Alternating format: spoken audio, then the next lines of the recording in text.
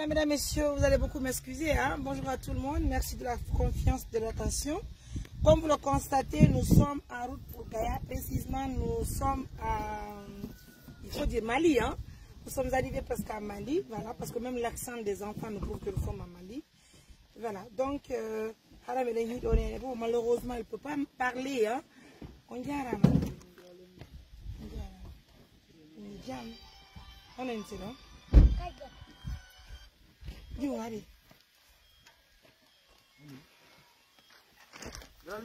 Mani. On va marquer la pause. Eh, dis Mani. Yo de ko nene. On nene ma inete. Oh là là. Kono wa inen ma?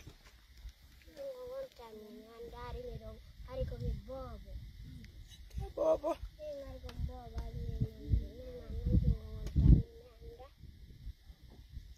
Kono nene ma halata?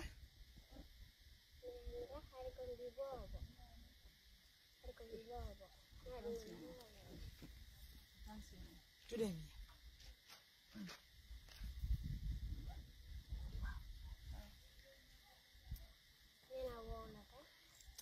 Non, la cotation. Oui. Yalla. Conto bemma? On a la humpanir de?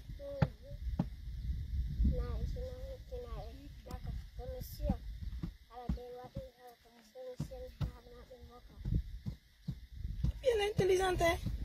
Oh mon Dieu. Ça fait pitié de rencontrer une maman. Oh là là, ça va aller. Nani? Ça va aller, d'accord? Alors, il doit faire Nani? Oh là là. Je ne sais pas où tu as semé biroma. Quand tu me maries vite, donc?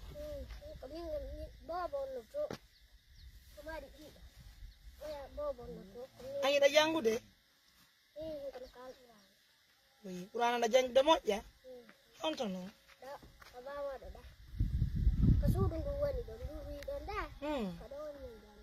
Non jangu de? Mais qu'on fait la même année ande? Ne? Hala shiri qu'on fait la? Hala non? Hala qu'on fait la? Bravo. Bébé dit. Oh là là. Il n'y a pas de souci. Hein? Donc, vous voyez, j'arrête une femme. Elle ne peut pas parler. Sa façon d'être me prouve que vraiment, elle est dans le besoin. Tout de suite, c'est une petite fille qui vient à nos côtés là, qui se présente comme étant sa fille. Ça fait mal au cœur, ça fait pitié, mais alhamdoulilah, parce qu'au moins elle a fait des enfants, je pense que tout ira bien. Alors moi je suis en route pour... On va marquer la pause. Comme vous le constatez, c'est pas facile avec cet enfant, mais tout ira bien. Elle est jangu de Gourano,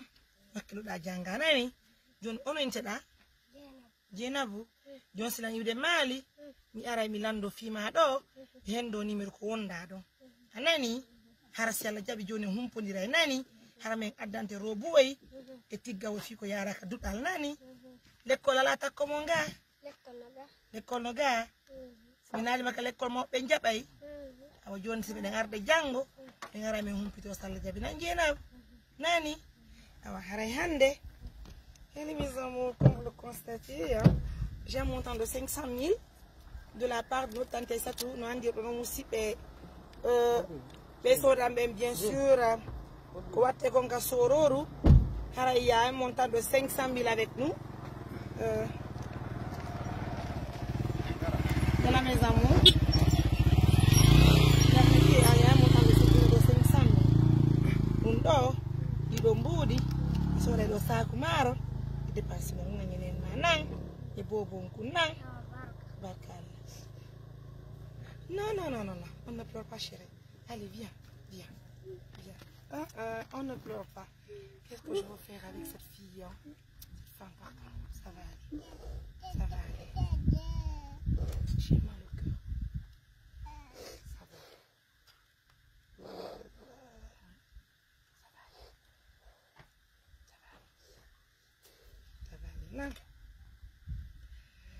Il faut sortir, venir au village pour voir combien de fois nos parents souffrent. Regardez la maman. Ça fait pitié, ça fait mal au cœur. Je pense que j'ai des complets, s'il te plaît. Envoie-moi les complets là, s'il te plaît. Vas-y.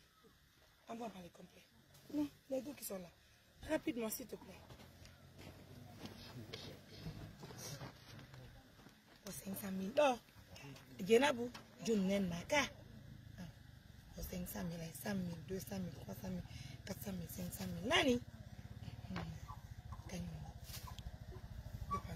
Nani? Bien. Djenabou, harapia la benoka. Bega. Ok. Oh, tu es complet. Au complet. Oh, tu es en complet. N'est pas complet. Oh là là. Allez, bon, voilà, c'est au biga. D'accord? Elle est tellement intelligente. J'ai même envie de rester aujourd'hui auprès de cette famille. Hein? Oh là là. Ça va aller. Madame. Agne nen nani agne bobo wa don soubi nani na bon katé là je veux voir certainement j'ai un montant de 100 000 aussi là je veux rajouter pour excusez-moi s'il vous plaît là je veux trouver un montant de 100 000 aussi on va marquer la pause pour 100 000 là nous on a encore chonki di nan pour 100 000 là chonki di ñoo nan on a du bureau d'accord. Et mes amours, je vous fais cette émission pour attirer l'attention de mes partenaires, de nous aider. Inch'Allah, on va venir en aide à cette famille. Hein. On va envoyer de la nourriture, on va envoyer des habits. Regardez combien de fois ça fait pitié. C'est une femme qui est avec son enfant. Ben, moi, je suis en partance pour Mali. Hein, donc, je rencontre cette femme. J'ai vraiment le cœur serré, mais ça va aller, Inch'Allah. Donc, c'est assistance alimentaire d'urgence. Prenez bien soin de vous, mes amours. Au revoir. Ok. Allez, Oh. chérie. On te laisse le haut. Allez, ben, adama kayko. Yimɓe naadalla ngai bay maɗo naadalla baabe ngan jondi ɗo nde laabi tati ɓe naadalla ngai ko ɓe sunnidala ko ami sunninakata ɓe naadalla tawa école ɓe jondi noon mbuuɗi ɓe laabi tati hay joni ɓe hewtinaɗi neya hay ɓe jonni kadi ko nene ñawdoro ari ɓe goɗɗo gono ari ɗo on ɗum ñawday hay siko jinno ma ɗum ɓe ñawday ɓe jaɓali wori tun joni gon min mbuuɗi bari ma ƴetti mbuuɗi ɗum fof ɓe joggiti womin hettat hay concoɓe addiɓe ko bobo watto ƴetti ɗum ɗon fof o min hendaki ɗum ɗon kadi concoy koy ko ɓiɗɗo maɓɓe on tun ɓe jondi concoy koy concoy koy jonni ɓe concoy bobo on jonni ɓe koy fof enen hay goto min hendaka min hewtinaka ay ɓe yehi ka kalluɗo min kalluli won hewtin taw ɓawo saare ɗum tuma so noon ɓe addanon ley saare ɓe jonna ɓeni ka ɓe yehi kam fof ɗabakokoy fof ɓe suɓiti ɓe ƴetti koy ɓe ari ɓe jonni nene kan koy ɓe jonni nene joni men ngattana on coñcina ko bobo joni en maɓe ka o gorko bobo jio no simi yema bobo on jandi hino mo ka eya hen to mo wawi yaade suulay ya marama yaynayo marama bamba marama combien de fois elle est mon Dieu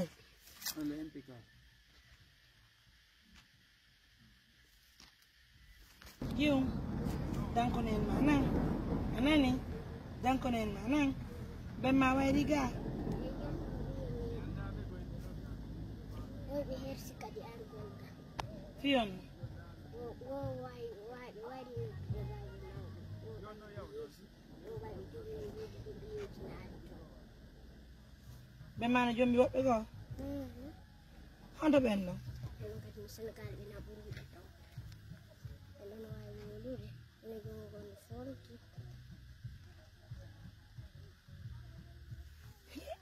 est-ce que vous voyez un peu combien de fois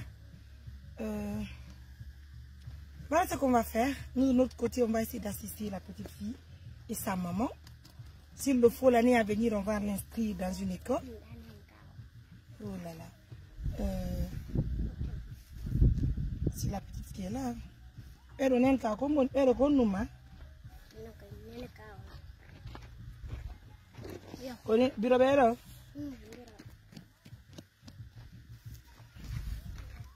La no ti va bene.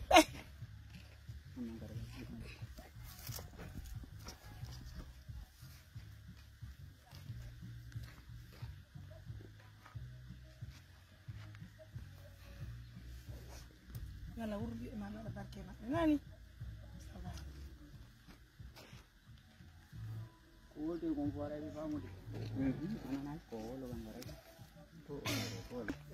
Ora con numa.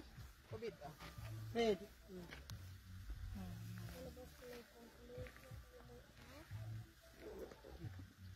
Wa fi buyi en hay fude yettude Allah omo yiɗon ɗo nawnu ɗo yaniri ni tu ina ko tension ina ko ñaw bomɓe ukkidide hendu ɓe gedde mum ɗo fayda ha ene fayda ko yettude Allah nan way tawi wawata immade sa hoƴi ndiya yawtata mi gerde mum ha wana ɗo ni way tawi o hokkitirama kono tawi wayɓe tawi o ñawi arti ka am joni min mi danki yalla moƴƴi yalla moƴƴi nannen haray onon danke ina jokki danke nani ko Allah ɓiyon danke kañum bobo ɗum awa mbiɗa jokki eyi oɗo windaka l'école hollime mum eyi yo windaki ari joni ko arata si Allah muuyi ɓe gara mi windamo ka l'école si Allah muuyi nani awa on taw déjà meɗen jonni ɓe ɗo mbuuɗi